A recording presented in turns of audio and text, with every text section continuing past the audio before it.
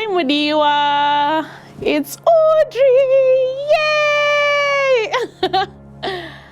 Whew. As you can see, today's setup is completely different, guys. I'm not holding makeup brushes, I'm not dancing. For the first time, I'm actually just sitting down and I'm about to talk to someone. I hope what I'm about to say or what I'm about to share is going to help someone out there. I honestly never thought I'd speak about it, but you know, with time you get over a lot of things and you're able to talk, you're able to share.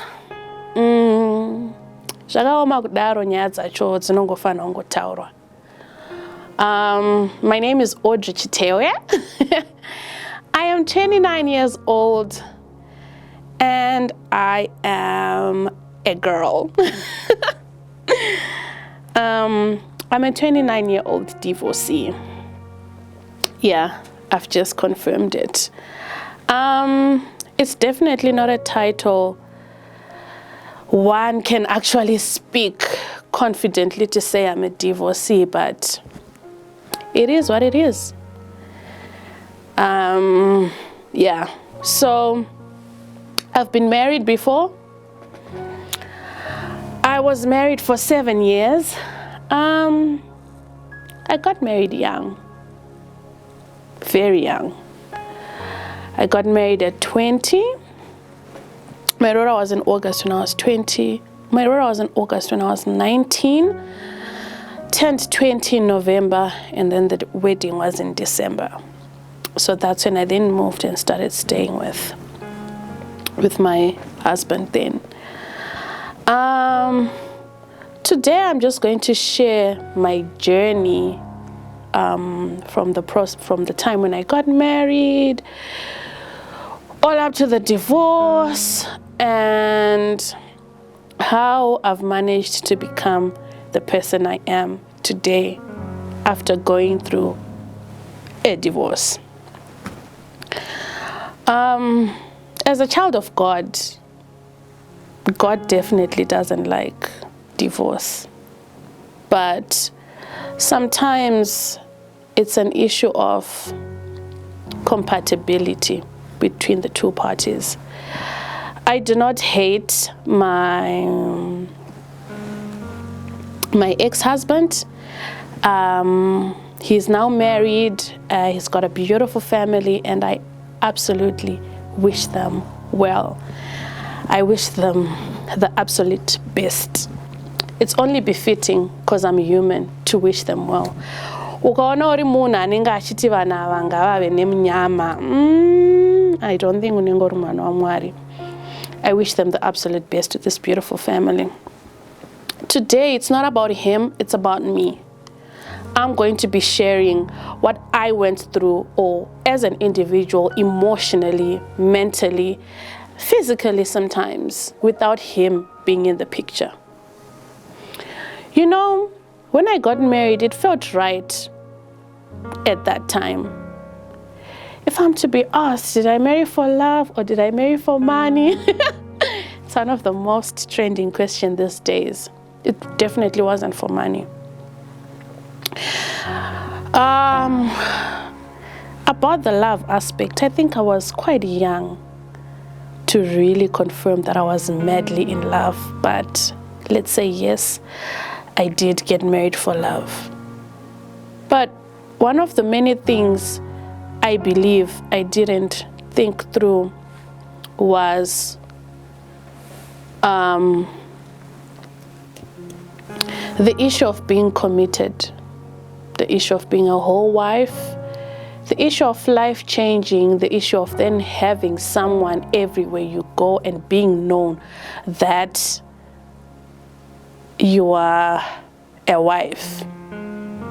I think at that age, pfungwa dzinenge dzisati dzanyatsodzama kuti usvike pakudecide kuti ndatove ready kuti ndinzi ndave mai, and to take the full responsibility and the changes in life that come with everything.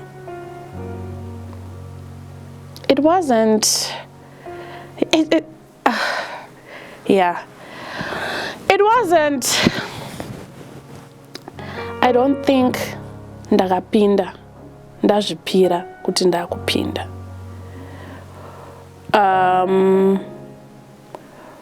Yeah. I don't think I was really ready. What happened, you know, but you still then need to remain munhu anofunga zviri straight nezvese zvaitika. But I'll talk about the time when I was then contemplating to stay or to go. It was so hard. Why am I speaking about it? There are a lot of factors that are considered. Wagara unoonekwa une munhu uchizikanwa kuti you are committed to them, and then the next thing, they are no longer in the picture. What is the community going to say? As a business person, what are some clients going to say? What are your friends going to say? How are people going to perceive you? We normally do things for the public. We get worried about what the next person is going to say, especially when you're known for doing a certain thing. Like most of the time when I do a question and answer, I'm always asked, what happened to your ring? What happened to your marriage? Are you now divorced? You know? Some questions are just so hard to answer because they constantly take you back to where you were before. But one thing I want to encourage someone is that when something is not working, there is really no need for you to stay because of what the next person is going to say. Because it's definitely going to affect you as an individual. Your mental health, it's going to affect you physically. Women lose a lot of weight, we look crusty, and people perceive us in a completely different way. One thing that I decided to do to better myself as an individual was to move out of an environment or a condition that wasn't working for me at that particular time, and I stood by it and I did it. Problem came after I left. Yo! You are so used to being in a comfort zone. Everything is seeming to look a certain way. It's looking like it's going somewhere. And then people start questioning you. People start questioning how you think. I lost a lot of friends. People kept asking me, and you're not at a stage in life where you start telling them, no, because even if you do, because you're the one who went through whatever you went through, or what was going in your head, was happening in your head. So people can never really understand. Half people moved away. Friends walked away because they were doubting me.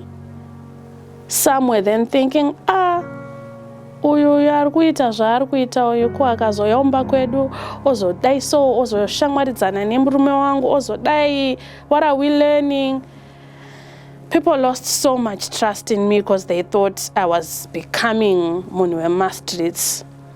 People called me all sorts of names. They called me a gold digger. I was even blamed for infidelity. Some things I have never imagined in my head that I would ever do. Things I've only heard. Things I've only seen happen to other people. Things I know that in me, Sir Audrey, I will never do. But you know what matters at the end of the day is what you think of yourself and how God sees you.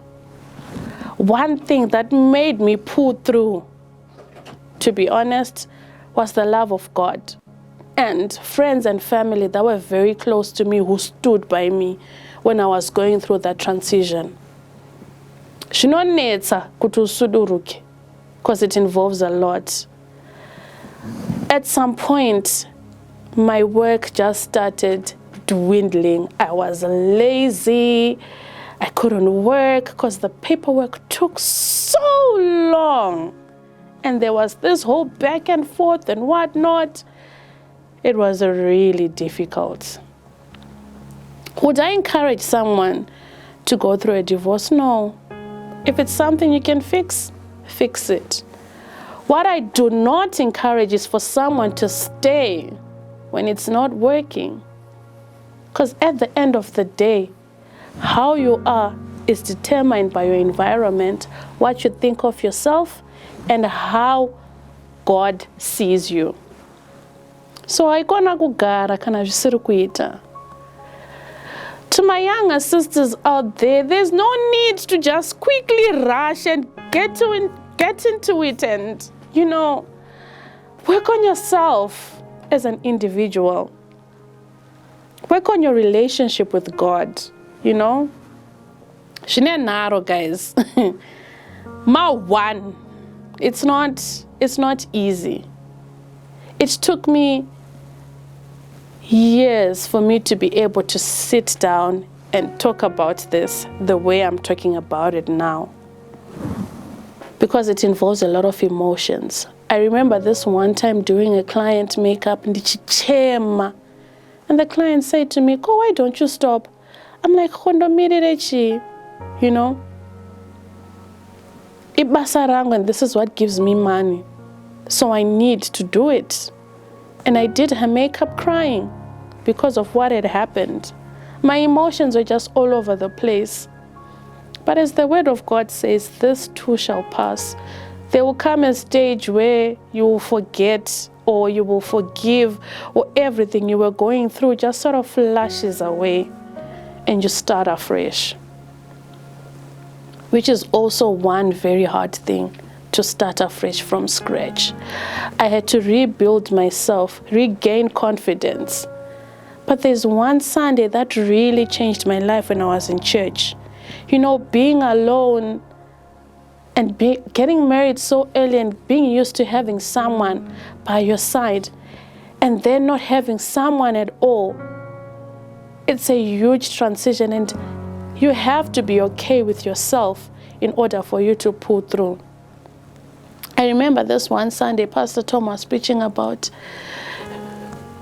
he was talking about marriage and relationships, and he said, before you decide to have someone in your life, you need to be okay with yourself.